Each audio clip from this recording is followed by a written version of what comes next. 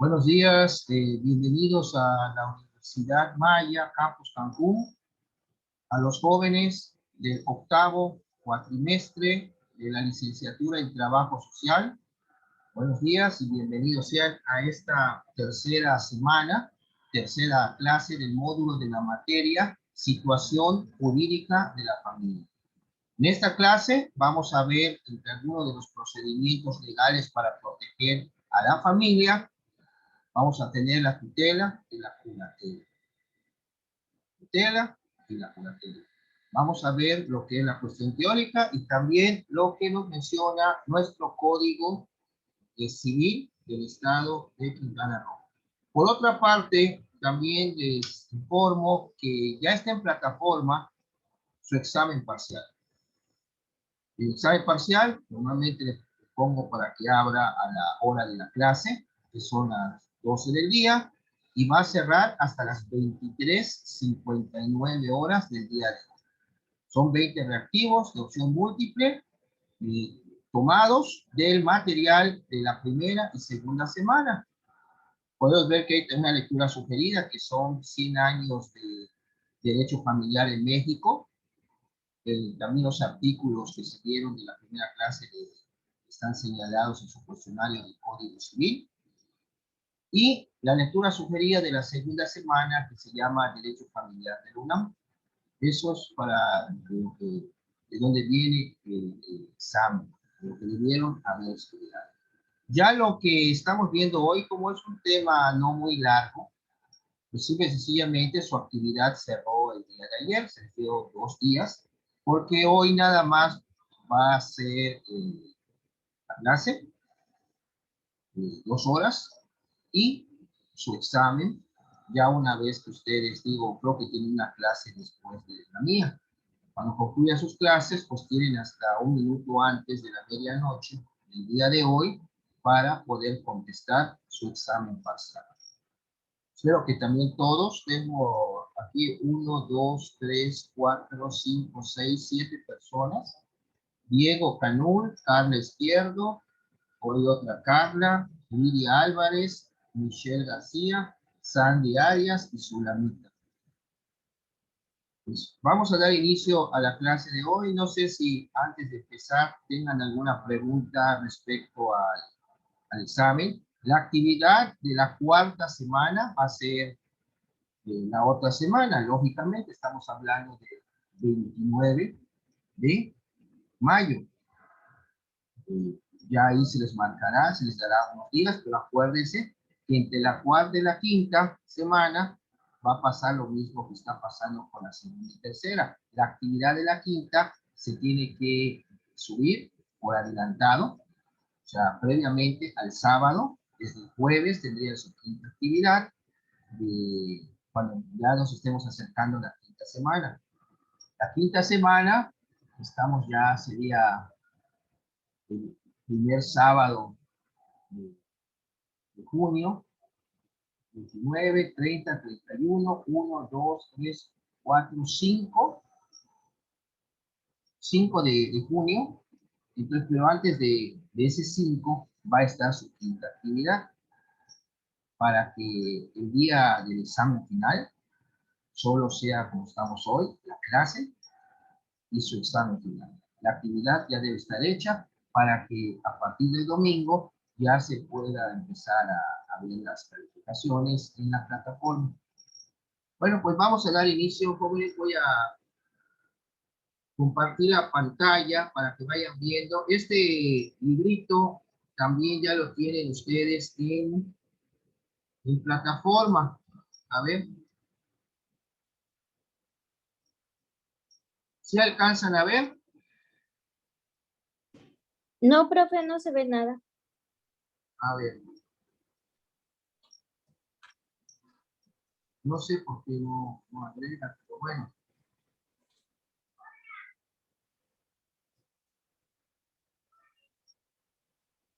Files.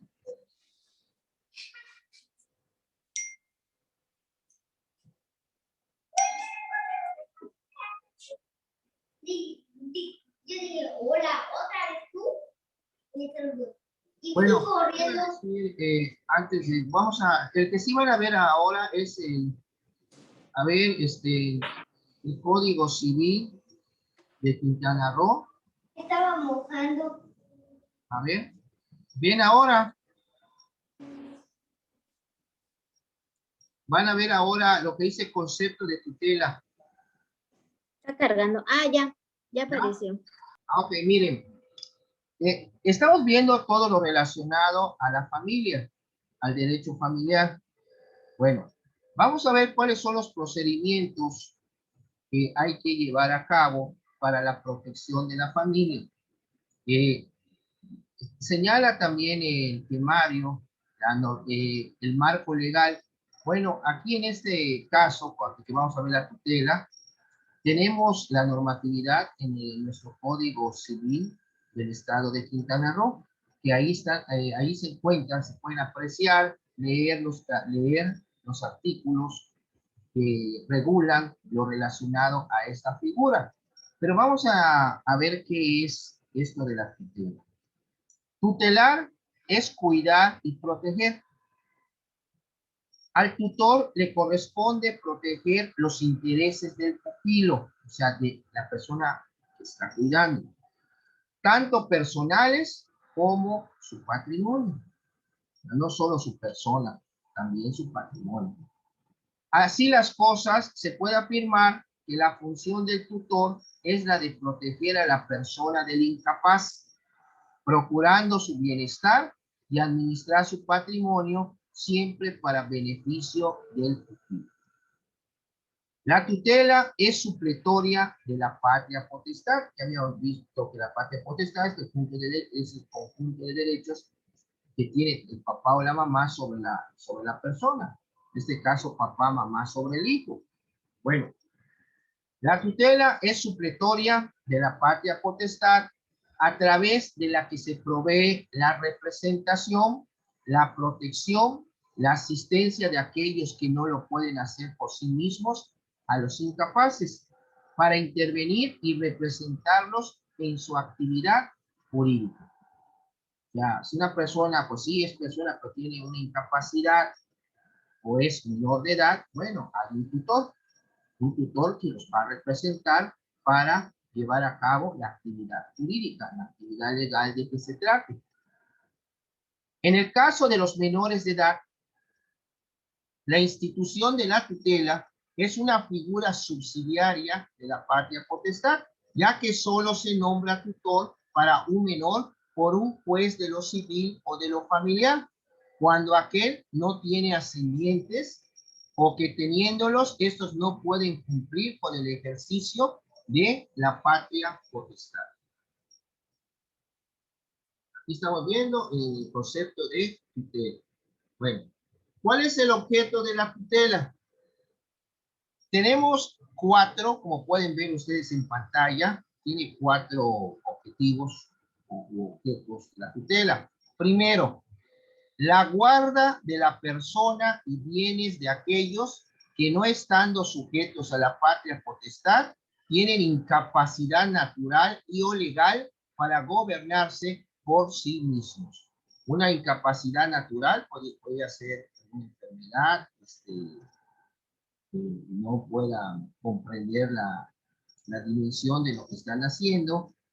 Por ejemplo, un desorden mental, un retraso de una persona capaz, pero esa persona, ¿qué tal si tiene una herencia también? Y es una persona que no puede, pues, se tiene que nombrar un tutor. Pero estamos hablando de la incapacidad natural. La capacidad legal es cuando no se cumplen los requisitos, por ejemplo, lo que es la voluntad, para llevar a cabo un acto jurídico.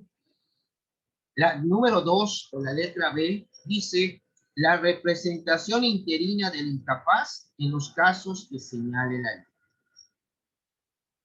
El inciso C, el cuidado preferente de los incapacitados. Inciso D, la guarda y educación de los menores de conformidad a las modalidades que estipulen las resoluciones que dicte la autoridad competente, de conformidad a la ley para el tratamiento de menores infractores para el Distrito Federal en materia común y para toda la República en materia federal. Ok, estos son los 4 objetivos o objetos de la tutela. Si lo ven, es la guarda de la persona. Está relacionado con el cuidado, la representación y también con la educación. Y no es solo su persona, también es su patrimonio. Cuidar el patrimonio de la persona o del pupilo, como le llaman, a quien están cuidando. Después tenemos en el punto número 3, aquí como pueden ustedes ver, donde dice partes en el ejercicio de la tutela. ¿Quiénes intervienen en este procedimiento de la tutela? Tenemos, como menciona aquí el autor de esta lectura, en el ejercicio de la tutela encontramos a aquellos que se encuentran sujetos a ella y a aquellos que la ejercen. ¿Sí? Aquellos que la ejercen son los que están cuidando, y los que están sujetos a ella. Quedan sujetos a la tutela, o sea, ¿quiénes van a ser los pupilos? En este caso, los menores de edad. Y número 2, los mayores de edad que por causa de enfermedad reversible o irreversible o que por su estado particular de discapacidad, ya sea física, sensorial, intelectual, emocional, mental o varias de ellas, no puedan gobernarse, obligarse o manifestar su voluntad por sí mismos o por algún medio que lo pueda suplir. Esos son los que están sujetos a la tutela, o sea, los pupilos, los que están cuidando. Y bueno, y las personas que ejercen la tutela, tenemos en el número 1, aquí como pueden ustedes ver, las personas físicas pueden ejercer el cargo de tutores o curadores respecto de 3 personas incapaces. Número 2, las personas morales, o sea, las personas jurídicas colectivas, por ejemplo, una agrupación, vamos a decir, sin fines de lucro, cuyo objeto es la protección y atención de las personas con discapacidad, podrán ejercer la tutela de personas mayores de edad que por causa de enfermedad reversible o irreversible o que por su estado particular de discapacidad, ya sea física, sensorial, intelectual, emocional, mental o varias de ellas, no puedan gobernarse por sí mismas.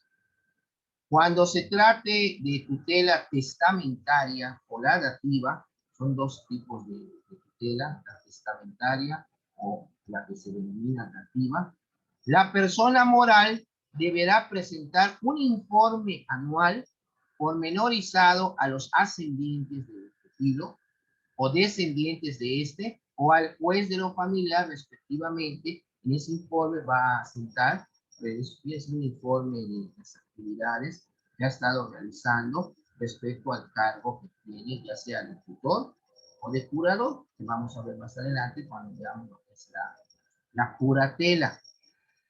Bueno, las características de la tutela. Vamos a ver esta figura, cuáles son sus características. Bueno, no se les olvide, jóvenes, asentar su asistencia en la parte correspondiente que está en la página de introducción de esta materia. Bueno, iniciamos. La primera característica de la tutela, ¿cuál es? La tutela es un cargo de interés público del que nadie puede eximirse sino por causa legítima. Número 2, el que se niegue sin causa legal a desempeñar el cargo de tutor será responsable por los daños y perjuicios que de su negativa resulten para el incapacitado. Número 3, la tutela se ejerce por el tutor con intervención del curador. O sea, no pueden estar estos 2 cargos sobre la misma persona. Repito, la tutela se ejerce por un solo tutor. La tutela se ejerce por el tutor con intervención del curador, del juez de lo familiar, del Consejo Local de Tutelas y del Ministerio Público. La tutela se ejerce por un solo tutor, excepto cuando por las condiciones específicas del incapaz convenga nombrar un tutor para la persona del pupilo y otro para la administración de los bienes. En este caso, cuando sea necesario, pues bueno, eso ya lo resolverá el juez. Las personas físicas pueden ejercer el cargo de tutores o de curadores respecto de 3 personas incapaces. Si los últimos fueran hermanos, coherederos o legatarios y más de 3, se les podrá nombrar un solo tutor y un solo curador. Las personas morales podrán ejercer la tutela de personas mayores de edad que por causa de enfermedad reversible o irreversible o que por su estado particular de discapacidad, ya sea física, sensorial, intelectual, emocional, mental, o varias de ellas, no puedan gobernarse por sí mismas.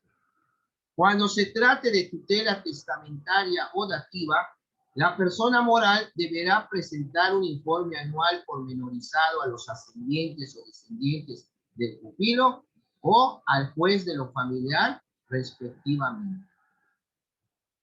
Cuando fallezca la persona que ejerce la patria potestad sobre un incapaz, al que deba asignarse tutor, el albacea o en caso de intestado, los parientes y las personas con las que haya vivido, tienen obligación de avisar al juez de lo familiar dentro del término de 8 días siguientes al fallecimiento para que se le nombre tutor.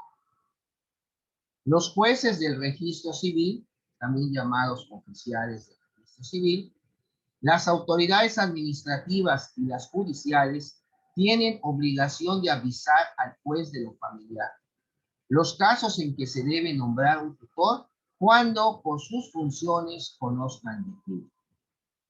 Los tutores y los curadores no pueden ser removidos de su cargo sin antes ser oídos y vencidos en un juicio. O sea, se tiene que promover un juicio para que ahí se puedan defender y se resuelva si se les remueve o no. Es a través de un juicio. Pero hay que darles la oportunidad que se le conoce en derecho, la garantía de audiencia, o sea, de ser escuchados para que se puedan defender. Bueno, seguidamente tenemos cuáles son los impedimentos para que una persona pueda ser tutor, o sea, para que puedan ejercer el cargo de tutor. ¿Cuáles son estos impedimentos? Dice, los cargos de tutor y de curador no se pueden ejercer por una misma persona simultáneamente.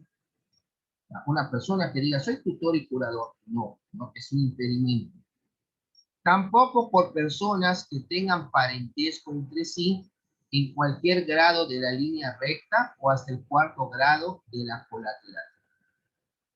No pueden ser nombrados tutores o curadores, primero, las personas que se desempeñen en los juzgados de lo familiar, o sea, los servidores públicos del Poder Judicial, las que integren los consejos locales de tutelas, y 3, las personas que tengan parentesco de consanguinidad con las personas que elaboran o integran los juzgados de lo familiar o los consejos locales de tutelas, respectivamente, en cualquier grado de la línea recta o hasta el 4º grado de la colateral. Las líneas rectas, acuérdense que son, vamos a hablar sobre, si vamos para arriba, tenemos a nuestros padres, a nuestros abuelos, a nuestros bisabuelos y a los tatarabuelos. Nosotros hacia abajo tenemos al hijo, al nieto, al bisnieto y al tataranieto. Así se van contando. Y por los lados, los colaterales, tenemos al primo, el primo hermano, vamos a decir, los hijos del primo, también hay los nietos sobrinos, también ese es el lado colateral.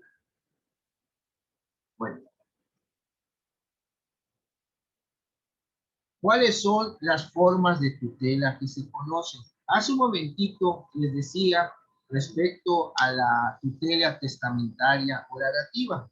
Vamos a ver en qué consiste cada una de estas tutelas. Tenemos primero la testamentaria. Ustedes se están dando cuenta de que estamos hablando de la cuestión de sucesión. La testamentaria, estamos hablando del testamento. Dice, es la que se determina por testamento y procede exclusivamente en los siguientes casos. Primero, cuando solo uno de los progenitores continúa vivo y previendo su muerte, designa tutor para aquellos sobre los que ejerce la patria potestad, sean menores de edad, incluyendo el hijo póstumo, o sea, que esté por venir. Este nombramiento excluye el ejercicio de la patria potestad a los que corresponda con arreglo de la ley. Cuando los ascendientes excluidos se encontraran incapacitados o ausentes, la tutela terminará cuando cese el impedimento o se presenten los ascendientes, salvo que el testador haya establecido expresamente que la tutela continúe a pesar de ello. El inciso B, cuando el testador, o sea, el que hace testamento, deje bienes, ya sea por legado o por herencia. Legado, jóvenes, es uno o varios bienes que se excluyen de la herencia y se hace un legado en lo particular. Por ejemplo, si yo tengo 10 casas y quiero dejarle una a determinada persona, hago un legado. Sobre las 10, voy a sacar la casa que voy a describir en el testamento y las 9, pues no entran en el legado. Únicamente la que excluí para hacer un testamento aparte, por así decirlo. O ahí mismo puedo poner de que las 10 constituye un legado sobre la casa de la región, vamos a poner 215, en favor de tal persona. Y las 9 casas restantes, pues, declaro sobre las 9, en la misma proporción, a mis 3 hijos, Hugo, Paco y Luis. Bueno, para que vean que es el legado y que es cuando se hace el testamento. El testamento es la última voluntad del difunto donde resuelve sobre sus bienes a futuro, o sea, después de su muerte, cómo habrán de quedar, cómo él quiere que queden.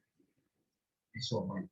Pero el legado, pues yo, por el momento quiero, digo, no voy a dejar la casa, voy a hacer un testamento, y está perfecto. Y esa casa no entra en la masa hereditaria, en todo lo demás que se va a dejar. Bueno, cuando el testador deje bienes, ya sea por legado o por herencia, a un incapaz que no se encuentre bajo su patria potestad ni la de otro. Después tenemos en el inciso C, aquí como pueden ustedes ver, el ascendiente que ejerce la tutela sobre un hijo incapaz, mayor de edad, sujeto a interdicción. Interdicción es cuando tienen un problema de desorden mental. O sea, es un interdicto, ¿a qué me refiero? Una persona que parece estar en un estado de interdicción mental. Por ejemplo, una persona que no comprende el plazo mental o una persona que no comprende que está en un problema mental, estamos hablando de un estado de interdicción. Por eso dice, el ascendiente que ejerza la tutela sobre un hijo incapaz mayor de edad, sujeto a interdicción, o sea, que ya tiene la incapacidad por causa de enfermedad reversible o irreversible, o que por su estado particular de discapacidad, ya sea física, sensorial, intelectual, emocional, mental, o varias de ellas, y que no pueda gobernarse por sí mismo, podrá nombrar tutor cuando sea el único sobreviviente de los progenitores o es el único que ejerce legítimamente la tutela. Bueno, voy a darles un concepto más completo, a ver, de este que acabamos de leer.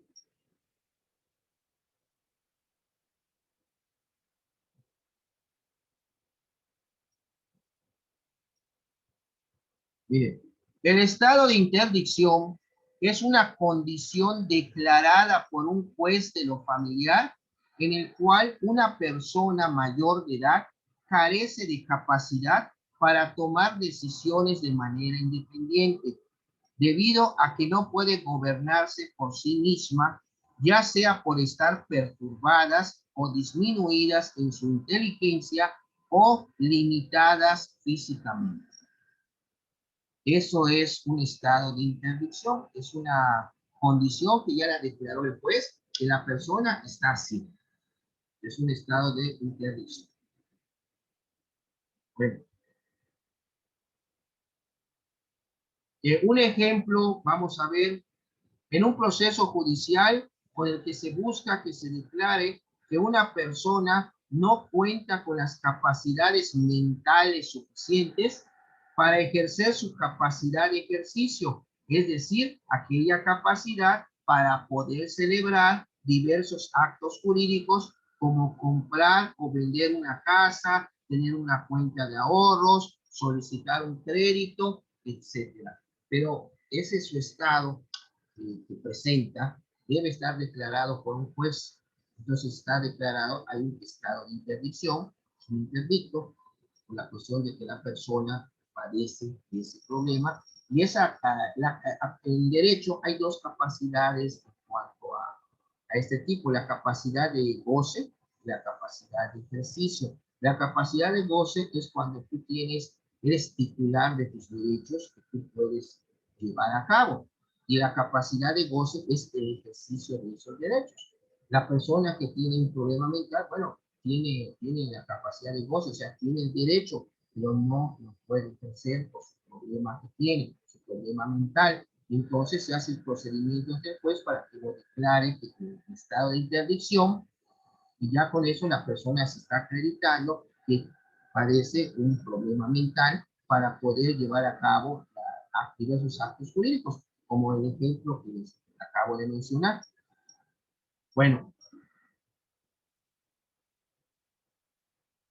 en el inciso D dice, el ascendiente que ejerza la patria potestad o la tutela de una persona incapaz mayor de edad que se encuentre afectado por una enfermedad crónica o incurable o que por razones médicas se presuma que su muerte está cercana o es cierta, podrá, sin perder sus derechos, nombrar tutor y curador para su pupilo, prevaleciendo este nombramiento, a ver, ya está. Prevaleciendo este nombramiento a cualquier otro hecho anteriormente o por testamentos anteriores. Bueno, en este caso, el tutor y el curador entrarán en funciones en los siguientes supuestos: a la muerte del ascendiente, la discapacidad mental del ascendiente, el debilitamiento físico, en este caso se requerirá del consentimiento del ascendiente. Y número 4, cuando el testador es padre adoptivo, puede nombrar tutor a su hijo adoptivo. Existen reglas aplicables a este caso concreto, las cuales consisten en que primero, deben observarse todas las reglas, limitaciones y condiciones establecidas por el testador para la administración de la tutela que no sean contrarias a la ley. La excepción a esta regla es cuando el tutor y el curador expongan ante el juez que las consideran dañosas, caso en el cual éste deberá resolver si proceden, si las dispensa o las modifica. En caso de que por alguna razón faltara el tutor testamentario, el juez de lo familiar va a nombrar lo que se conoce como un tutor interino. ¿Qué es la tutela legítima? Ya vimos la testamentaria, continuamos con la legítima. La tutela legítima es aquella que a falta de nombramiento testamentario es designada por la autoridad judicial, por un juez, y que recae sobre miembros de la familia o de aquellos que no lo son, pero son designados por ley. La tutela legítima se divide en, primero tenemos tres incisos, como pueden ver ustedes aquí abajo. Acá está el cursor. La de los hijos menores de edad. La de los hijos mayores de edad, pero incapacitados. Y la de los menores abandonados y de los acogidos por alguna persona o depositados en establecimientos de asistencia. La de los hijos menores de edad procede cuando no hay quien ejerza la patria potestad ni tutor testamentario o cuando deba nombrarse tutor por causa de divorcio. La tutela legítima será ejercida únicamente por los hermanos, refiriéndose a los que lo sean por ambas líneas y a los demás parientes colaterales dentro del cuarto grado, inclusive cuando no haya hermanos. Bueno. En el caso de que existan varios parientes del mismo grado, el juez de lo familiar será el que elija de entre ellos al más apto. Sin embargo, si el menor ya cuenta con 16 años, este va a ser la elección para tutor. O sea, él puede elegir si ya tiene los 16 años. A falta temporal de tutor legítimo se van a seguir estas reglas. Primero, tenemos la de los mayores de edad incapacitados. Son mayores de edad, pero tienen una incapacidad. Procede como resultado del juicio de interdicción que declara incapaces a los mayores de edad. O sea, hay que promover este juicio para que el juez, mediante su sentencia, declare el estado de interdicción de la persona. Siguiente es el caso que un cónyuge sea declarado en estado de interdicción, corresponde legítima y forzosamente la tutela al otro cónyuge. Los hijos mayores de edad son tutores legítimos de su padre o madre solteros. Cuando existan dos o más hijos, corresponderá la tutela legítima al que viva en compañía de ellos, y encontrándose varios en esta situación, el juez de lo familiar elegirá al que considere más apto. Los padres son legítima y forzosamente tutores de sus hijos solteros cuando estos no tengan hijos que puedan desempeñar la tutela, debiéndose poner de acuerdo respecto a cuál de los padres ejercerá el cargo de tutor. Cuando no haya tutor testamentario y tampoco las personas antes señaladas, serán llamados sucesivamente para ejercer la tutela los abuelos, los hermanos del incapacitado y los demás colaterales dentro del cuarto grado, inclusive correspondiendo en este último caso al juez de lo familiar elegir de entre ellos al más apto para ejercer el cargo. El tutor de un incapacitado que tenga hijos menores de edad bajo su patria potestad también será tutor de ellos si no existe otro ascendiente que pueda ejercer. La de los menores abandonados y de los acogidos por alguna persona o depositados en establecimiento de asistencia es la que procede cuando no existe persona que ejerza la patria potestad y que los menores se encuentran expósitos o abandonados. Bueno, el diccionario de la lengua española define como expósito al menor o recién nacido que es abandonado en una institución de asistencia sin que se pueda establecer el vínculo de filiación o bien el parentesco originario. Desde el punto de vista jurídico se define expósito al menor que se encuentra desamparado por aquellas que conforme a la ley tienen su guarda, custodia y protección y del cual no se puede establecer su origen. Igualmente, en caso del abandono, este se presenta cuando quienes tienen obligación de ejercer la patria potestad, la guarda y la custodia, la tutela o el acogimiento, dejan de cumplir los deberes legales de asistencia que corresponden a las mismas o de prestar la asistencia legalmente establecida para la sobrevivencia de sus descendientes, ascendentes, familias de acogimiento o cónyuge, y en muchos casos son entregados por estos a instituciones de asistencia. Bien, aclarado. Se define jurídicamente abandonado al menor que se encuentra en estado de desamparo por aquellos que conforme a la ley tienen su guarda, custodia y protección, del cual sí se puede establecer su origen. Bueno, estos menores son objeto del acogimiento de personas o instituciones que cumplen con las obligaciones de guarda, custodia y protección. El acogimiento consiste en la protección inmediata que se hace del menor y de sus bienes, si los tuviera, si este fuera el caso. Se tendrá que hacer del conocimiento del Ministerio Público el acogimiento dentro de las 48 horas siguientes.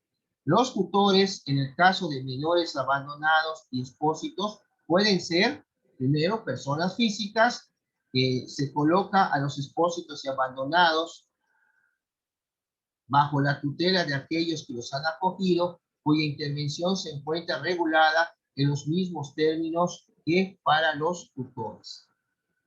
Y número 2, casas de asistencia públicas o privadas desempeñan la tutela de los menores de conformidad a lo estipulado por la ley y a los estatutos de la institución. Lo mismo sucede en el caso de los menores que reciban por ser víctimas de violencia familiar y deben dar aviso al Ministerio Público y al ascendiente que ejerce la patria potestad, que no ejerce la violencia familiar cuando se da este caso. Bueno, nos queda menos de un minuto. Se va a cortar y regresamos para continuar con la clase de hoy y el segundo video de hoy sábado 22 de mayo de 2021. Regresamos después del corte. Muchas gracias.